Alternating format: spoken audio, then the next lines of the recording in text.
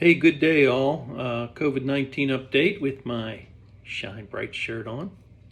Little brand consciousness today. Aaron, I hope you appreciate that. Worldwide cases right now are at 9.4 million with 483,000 deaths worldwide.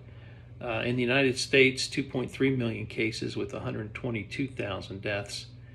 And in Maryland, we have 65,000 cases. The death toll is at 2,978, so we're nearing 3,000. Not a whole lot of new things going on.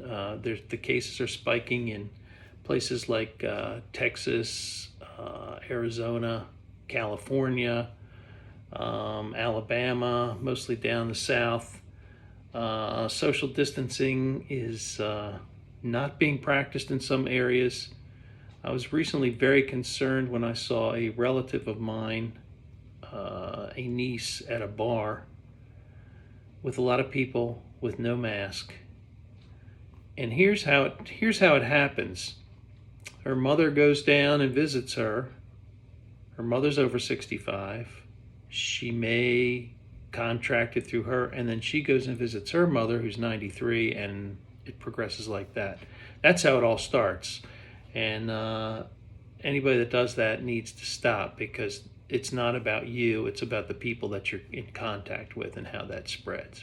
Anyway, just be safe out there. I was reading an article today that I thought was very interesting. A lot of people have heard about the Tuskegee Airmen who served in World War II. It was an article in National Geographic called The Last Voices of World War II. Most of the people that served are in their 90s or above, and they're the last vestiges of that era.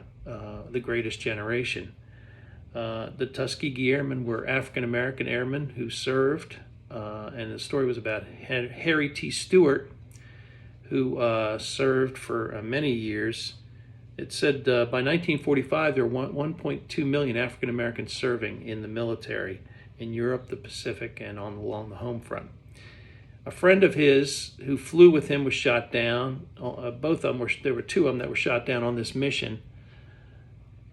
He thought his friend was killed on impact when he landed in Austria, but then found out that he was actually lynched in Austria. He was still alive when he came down, and the Nazis had him lynched. So he came back from the service after serving in the Air Force, tried to get a job as a commercial pilot. He got his license, and both Pan American and Trans World Airlines refused to hire him because they didn't hire any black pilots back then. So he ended up serving as an executive vice president of a big engineering firm and did very well in his life. And there's a good movie about the Tuskegee Airmen. I forget the name, but I think Cuba Gooding Jr. Stars in it. So anyway, that had impacted me this morning when I read that, and I just thought I'd pass that along to you. It's in the latest National Geographic if you're interested. So I hope you all have a good day, and remember that all we're going through, this too shall pass.